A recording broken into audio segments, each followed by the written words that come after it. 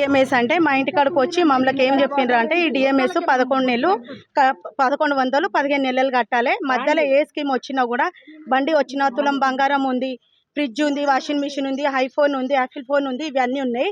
మీకు ఫస్ట్ దాంట్లో వెళ్ళింది అనుకో, సెకండ్ దాంట్లో వెళ్ళింది అనుకో మీకు గిఫ్ట్ ఇచ్చేస్తాం, మీ డబ్బులు మళ్ళీ కట్టే అవసరం లేదు అని చెప్పారు మాకు. మేము ఆ ఆశతోటి ఫస్ట్ నెల నుంచి 15 నెలల వరకు మాకు ఏ గిఫ్ట్ రాలేదు. ఏదో ఆశతోటి వెళ్తుంది కదా అని వేస్తూనే పోయినాం. ఒక్కటి కాకుండా ఒక్కొక్క ఇంట్లో మేము ముగ్గురం 3 వేసినాం, వస్తుంది కదా అని. ఆ 3 దాంట్లో ఏది రాలేదు మాకు. అయినా కూడా మళ్ళీ 15 నెలల గిఫ్ట్ మొత్తం అయిపోయినాక వాళ్ళ దగ్గరికి వెళ్ళి అడిగితే 11 తారీఖు రండి అని చెప్పినాం. 11 తారీఖు వెళ్ళినాం. మళ్ళీ పోతేనేమో 20 తారీఖు రమ్మన్నారు. 20 తారీఖు వెళ్తే మాల వేసుకున్నా, శబరికి పోయి వచ్చినాక ఇస్తా అని అది చెప్పిండు. సరేలే అని ఊకున్నాం. మళ్ళీ వెళ్ళినాక ఏమంటుండ అంటే నాకు హార్ట్ అటాక్ వచ్చింది, నాకు హెల్త్ ప్రాబ్లం ఉంది, బాగాలేదు, హాస్పిటల్ ఉన్నా, వచ్చినాక ఇస్తా అని చెప్పిండు.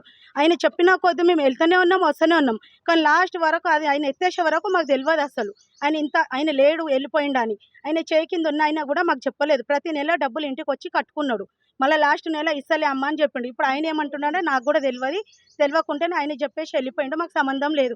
వాళ్ళ మమ్మీ కూడా మాకు ఏమని చెప్పిందంటే సరేనమ్మా ఇస్తాము, మా కొడుకు పోయినా కూడా మేము బాధ్యతలు మీకు ఇస్తాము అని చెప్పింది. ఇప్పుడు తల్లి ఏమంటుందంటే నా కొడుకు నా దగ్గర లేడు, నాకు సంబంధం లేదని తల్లి చెప్తుంది. అసలు వీళ్ళందరూ ఒక్క దగ్గరనే ఉన్నారు. ఇప్పుడు నా కొడుకు అలాగా పడ్డాడని ఆమె చెప్తుంది. ఆయన పేరు మదను, ఆయన చేయి కింద అని సాయి. వాళ్ళ డిఎంఎస్ ఇది ప్రశాంత్ హిల్స్ గడ్డం పైన. మేము ఆల్మోస్ట్ కూడా ఉంటాం. ఇంటికాడికి వచ్చి మమ్మల్ని అందరు నమ్మించి ఈ పని చేయించిండు ఆయన. ఇప్పుడేమో మాకు తెలియదు అని చెప్తుండు. అయితే ఇది మేము కట్టినందుకు మా ఆయన ఏం చేస్తుండే అంటే నువ్వు తెలియక కట్టినావు కదా, ఎట్లా కట్టినావు, ఆ డబ్బులు నువ్వు ఇంటికి తీసుకొని రావాలి, అంతవరకు నువ్వు ఇంటికి రావద్దని నన్ను రాత్రి ఇంట్లోకి వెళ్ళి ఎలగొట్టిండు. మా పరిస్థితి ఏంది, ఒక పూట చేసుకొని బతికేటోళ్ళం మేము. కూలికి వెళ్తే మాకు కడుపు కూడా వెళ్తుంది. అసొంటోళ్ళు మేము నమ్మి కట్టుకున్నాం. పిల్లలు ఉన్నారు, బంగారం వెళ్తుంది కదా, ఆశ కొద్ది పెళ్ళిళ్ళకి అయితే కదా అని మేము కట్టుకున్నాం. ఇప్పుడు మాకు గొంతు వరకు తీసుకొచ్చిండు. మా పరిస్థితి ఏంది, మాకు మీరు ఎట్లా చేసి సహాయపడాలి. ఇంతకుముందు వాళ్ళే మా గ్రూప్ లో ఉన్న వాళ్ళు 2-3 ఇచ్చిండ్రు.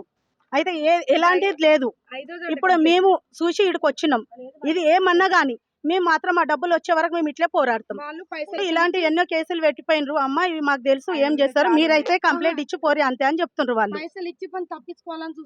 అసలు ఏం చేసినా సరే మాకు మాత్రం సహాయపడాలి అంతే. మా న్యాయం మాకు జరగ మేము వెళ్తాం.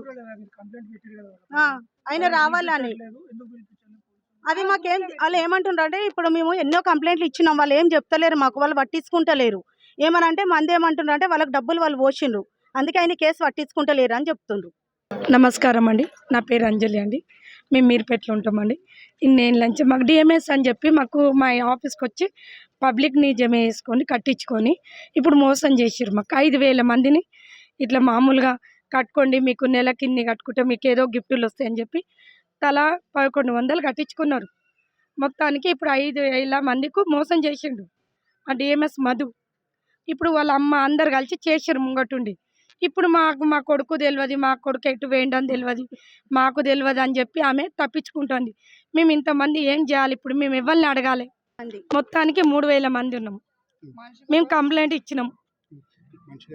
మనిషికి మేము 15 నెలలు కట్టినాము, 1100 కట్టినాం, నెలకు 15 నెలలు కట్టినాము. అంటే మొత్తానికి 16,500 మనిషికి. మాకు ఒక్క రూపాయి ఇవ్వలేదు. ఇస్తా అని చెప్పి 4 నెలల నుంచి మమ్మల్ని ఆపారు. ఇప్పుడు అడిగితే ఏమంటారు, మేము ఇస్తామమ్మ, మా కొడుకు వేయండు, బయటకు వేయండు, ఏడికి వేయండో మాకు తెలియదా అని చెప్తుండు. మేము ఏం చేయాలి, మేము ఎవరిని అడగాలి? మేము పోలీస్ స్టేషన్లో వస్తున్న కంప్లైంట్ ఇచ్చారు, చాలా మంది ఇచ్చారు.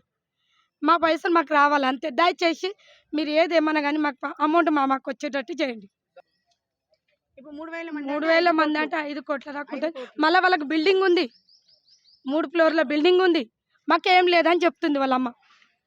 మాకేం చెప్పలేదు, మీకు వచ్చిన మీకు నెల కాగానే మీకు రాగానే మీకు ఇచ్చేస్తామమ్మా అని చెప్పారు. 15 నెలల వరకు మీకు అంత అయిపోయినాక ఏది వచ్చినా రాకుండా మీ పైసలు మీకు అప్ప చెప్తాను.